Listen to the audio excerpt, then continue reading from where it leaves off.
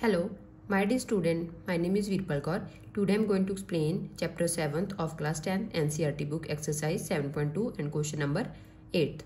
If A and B are -2, -2 and 2, -4 respectively, find the coordinate of P such that AP is equals to 3/7B and P lies on the line segment AB.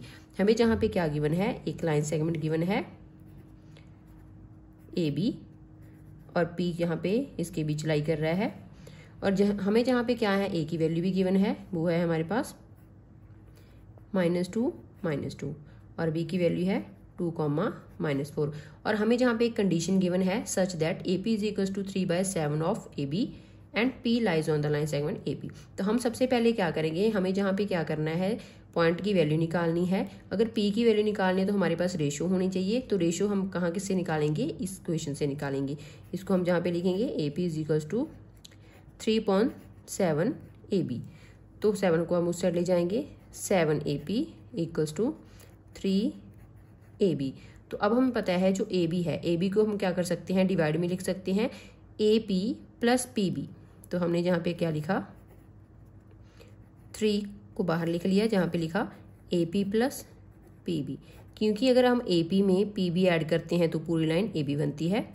3 को हम अंदर multiply कर देंगे, 3AP और 3PB। 3 को हम क्या करेंगे, AP, क्योंकि जहाँ पे भी AP है, जहाँ पे भी AP है उस साइड जाके माइनस हो जाएगा।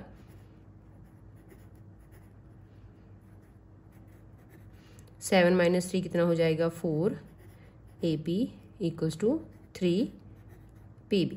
हम क्या करेंगे, PB को इसके नीचे ले आएंगे और जहाँ पे 3/4। तो हमारे पास AP रेशो PB रेशो कितनी आ गई, AP रेशो PB कितना आ गया, 3/4। मीन्स कि हमारे पास M1 रेशो M2 की वैल्यू आ गई। M1 की वैल्यू 2 क्या है, 3 है और M2 की वैल्यू है 4। अब जो पॉइंट P है वो क्या कर रहा है, लाइन सेगमेंट को कितने रेशो में डिवाइड कर रहा है, 3/4। तो हमें जहाँ पे क्या निकालने हैं, कोऑर्डिनेट्स ऑफ P निकालने हैं x, y।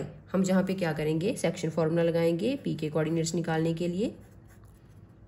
सेक्शन फॉर्मूला होता है M1 x2 plus M2 x1 upon sum of the ratio M1 plus M2। और जहाँ पे क्या करेंगे, y की लिखेंगे M1 y2 और M2 y1 upon sum of the ratio. Section formula में वैल्यू पुट करेंगे, A की वैल्यू है, B की वैल्यू है और हमारे पास रेशो भी है, जहाँ पे वैल्यू पुट करेंगे। तो M1 की वैल्यू है 3, x2 की वैल्यू है जहाँ पे 2 प्लस M2 की वैल्यू है 4 और x1 की वैल्यू है -2 अपॉन 3 + 4, M1 की वैल्यू फिर से 3 और y2 की वैल्यू है जहाँ पे -4 + 4 और -2 अपॉन 3 + 4। 3 2 = 6 एंड 4 2 = 8। क्योंकि ये नेगेटिव है तो -8 आ जाएगा अपॉन में 7, 4 3 = 12 और 4 2 = 8 अपॉन में 7। जहाँ पे 8 में से 6 माइनस करेंगे तो कितना आएगा, 2। बिगर नंबर के आगे नेगेटिव साइन है तो -2/7 और ये दोनों क्या हो जाएंगे, 8 - 20/7। तो हमारे पास P के कोऑर्डिनेट्स आ गए -2/7 और -20/7। ये आ गया हमारा फाइनल आंसर। चलते हैं नेक्स्ट क्वेश्चन के ऊपर। Question number 9, find the coordinates of the point which divide the line segment joining A and B into 4 equal parts. हमें जहाँ पे क्या करना है, पॉइंट निकालने हैं, coordinate of the point find करने हैं, जो क्या कर रहा है, इस लाइन सेगमेंट को 4 इक्वल पार्ट्स में डिवाइड कर रहा है। सबसे पहले हम जहाँ पे एक लाइन ड्रॉ करेंगे जिसके पॉइंट्स होंगे A और B। A की वैल्यू हमारे पास -2, ये पॉइंट्स गिवन है और B के हैं 2, 8। और जहाँ पे ये जो लाइन है इसको हमें इसके कोऑर्डिनेट्स ऑफ द पॉइंट्स निकालने हैं जो इसको 4 इक्वल पार्ट्स में डिवाइड कर रहे हैं। सबसे पहले हम जहाँ पे पार्ट्स ले लेंगे P, Q और R। तो इस लाइन को 4 पार्ट्स में डिवाइड कर दिया, 1 2 3 एंड 4। और हमें क्या करने हैं, P Q R के कोऑर्डिनेट्स निकालने हैं। सबसे पहले हम देखेंगे, अगर हम P पॉइंट निकालेंगे तो जहाँ पे इनकी रेशो चाहिए हमें, क्योंकि सेक्शन फॉर्मूला में हमें रेशो चाहिए होती है पॉइंट्स निकालने के लिए। तो जहाँ पे अगर हमारा P जहाँ पे है तो इधर हमारे कितने पॉइंट्स हैं, 3। तो P की रेशो क्या आ जाएगी, 1,3, मतलब 1/3। तो हम जहाँ पे पहले कोऑर्डिनेट्स निकालेंगे P के, उसके लिए रेशो लिखेंगे। रेशो ऑफ P क्या हो जाएगी, 1:3, m1 की वैल्यू 1 और m2 की वैल्यू 3। तो हमें कोऑर्डिनेट्स निकालने हैं पॉइंट P के coordinates of P। Section formula लगाएंगे तो सेक्शन फॉर्मूला होता है m1 x2 और m2 x1 upon m1 plus m2 sum of the ratio, और फिर m1 y2 plus m2 y1 sum of the ratio. जब हमें P पॉइंट निकालना है तो हमें क्या करेंगे, रेशो लेके चलेंगे 1 और 3, और A और B पॉइंट्स हमारे पास गिवन है, वैल्यूज पुट करेंगे। m1 की वैल्यू 1 और x2 की वैल्यू 2 प्लस 3 और x1 की वैल्यू है हमारी यहाँ पे -2 upon sum of the ratio. Next हम क्या करेंगे, m1 की वैल्यू पुट करेंगे और y2 की वैल्यू 8 है यहाँ पे, और प्लस m2 की वैल्यू 3 और y1 की वैल्यू 2 और 1 प्लस 3। इनको सॉल्व करेंगे। 2 3 2 6 नेगेटिव आ जाएगा अपॉन 4, और जहाँ पे 8 प्लस 6/4। इनको क्या कर देंगे, सॉल्व करेंगे तो -4/4 ये आ गया 1, और जहाँ पे 8 प्लस 6 14, 14/4 रिड्यूस कर देंगे तो 7/2। तो हमारे जहाँ पे पॉइंट्स आगे कोऑर्डिनेट्स ऑफ P के आगे -1 और 7/2। नेक्स्ट हमें क्या करनी है, Q के कोऑर्डिनेट्स निकालने हैं। अगर हम देखते हैं जो Q पॉइंट होएगा वो इन दोनों के बीच में होगा, तो इसके लिए रेशो क्या हो जाएगी 1:1। तो सबसे पहले रेशो लिखेंगे, रेशो ऑफ Q कितनी होगी हमारे पास 1:1। तो m1 की वैल्यू 1 और m2 की वैल्यू 1 आ गई जहाँ पे। अब हम क्या करेंगे, कोऑर्डिनेट्स निकालेंगे, coordinate of Q। Section formula में वैल्यूज पुट करेंगे, m1 की वैल्यू 1 है और m2 की वैल्यू 1 है, तो 1 2 प्लस 1 -2 और 1 प्लस 1, और जहाँ पे आ जाएगा 1 8 और 1 और 2 अपॉन में सम ऑफ द रेशो।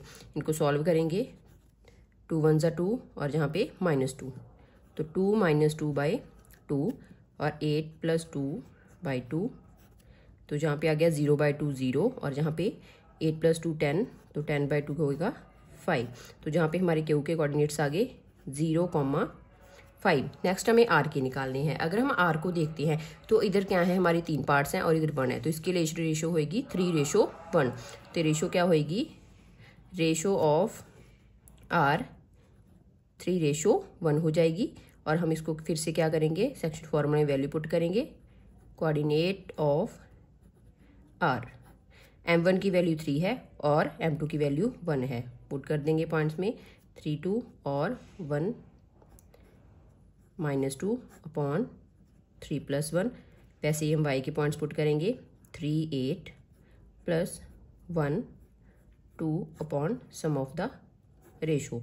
इनको सॉल्व कर लेंगे, 3 2 ज़ा 6, और जहाँ पे 2 को हम 1 से मल्टीप्लाई करेंगे तो -2/4, और जहाँ पे 24 प्लस 2/4, 6 - 2 क्या हो जाएगा 4, और यहाँ पे 26/4 रिड्यूस कर देंगे 1 पे, और जहाँ पे आ जाएगा 2 के टेबल पे करेंगे तो हमारे पास कोऑर्डिनेट्स आगे R के 1:13/2।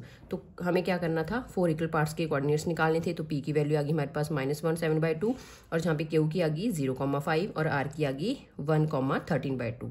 ये आ गया हमारा फाइनल आंसर। चलते हैं नेक्स्ट क्वेश्चन के ऊपर।